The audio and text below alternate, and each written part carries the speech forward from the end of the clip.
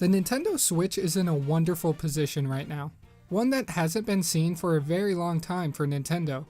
Not only are Switches flying off the shelves, the software is flying off the shelves as well.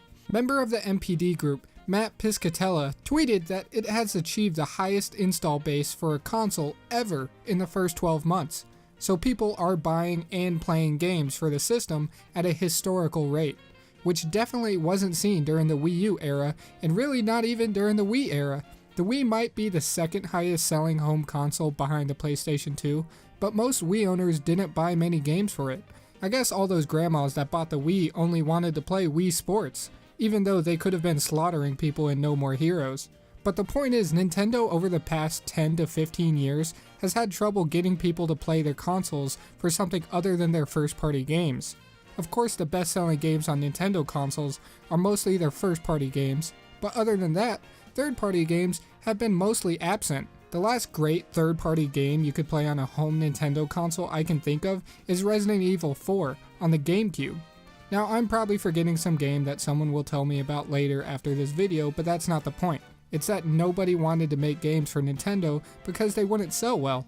Why would a developer take the time to develop for the Wii or Wii U when they were vastly inferior graphically and knew nobody would play it? So Nintendo finally did something about this with the Switch. Well, maybe not graphically, because while the Switch is more powerful than the Wii U, it wasn't the gigantic leap we saw from PS3 to PS4. But they did do something about nobody wanting to use their console to play their games. Over the first year of the Nintendo Switch's life cycle, we have seen a common reoccurrence.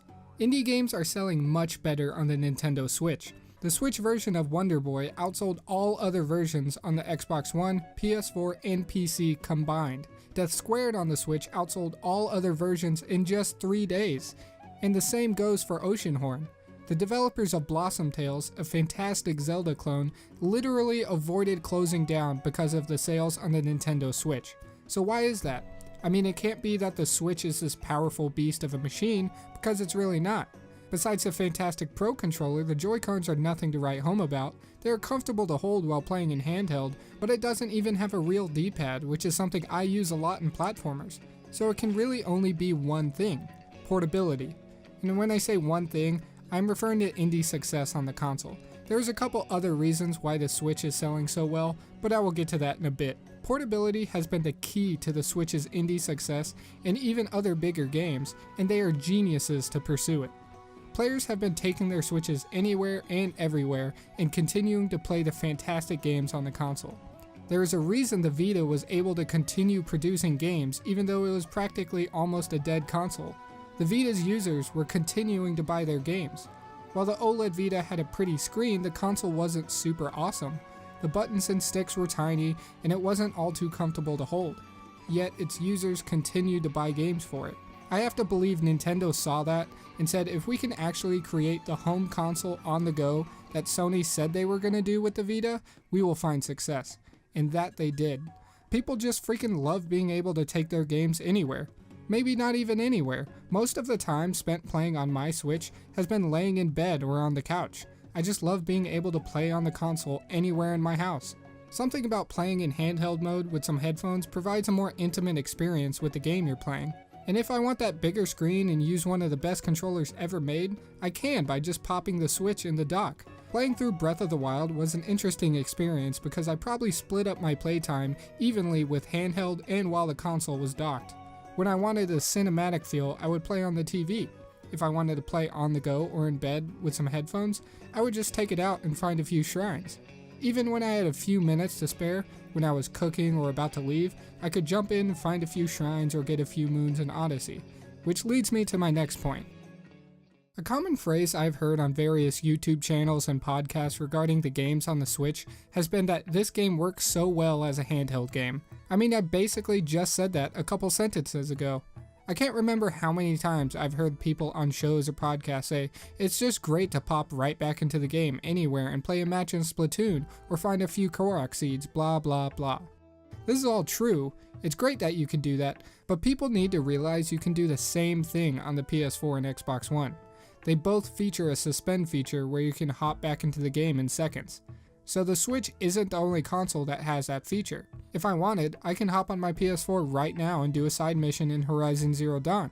So I think people are overlooking a very important part of this. Instead of saying that the Switch games work so well as portable games, how about games just work better as portable games overall?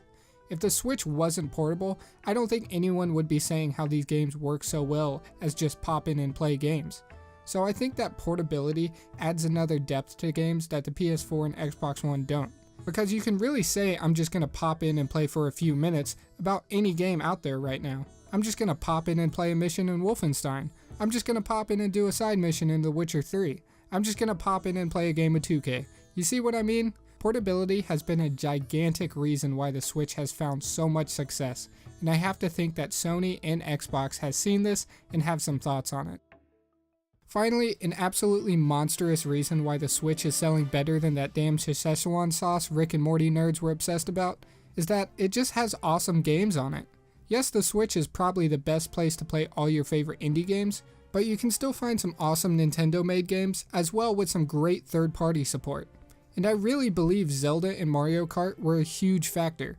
I have some friends who have never played a Zelda game, but when they heard about how it might be one of the greatest games of all time, that got their attention and they got a Switch to play it. And I would think that happened to many other people out there.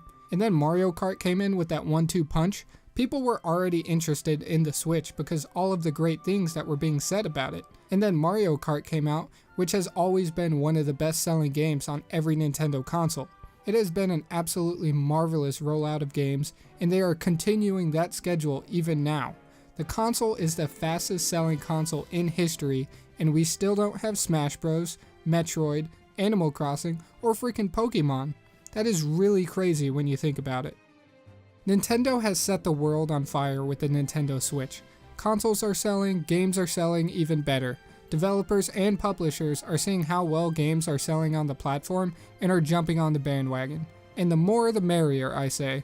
I would love to play as many games as I can on the Switch. So now that Nintendo has captured the hearts of so many players with their fantastic portable hybrid, still is churning out wonderful games from first and third party games, and bringing over as many games as possible, all I can say is that it's a damn good time to be a Nintendo fan. Thanks for watching. If you enjoyed the video, make sure to subscribe and leave a comment below with your thoughts on the system. While you're at it, check out some of my other content as well if you get the chance. I make everything from top 5 lists, a weekly news series, or just whatever I want. I'll see you next time.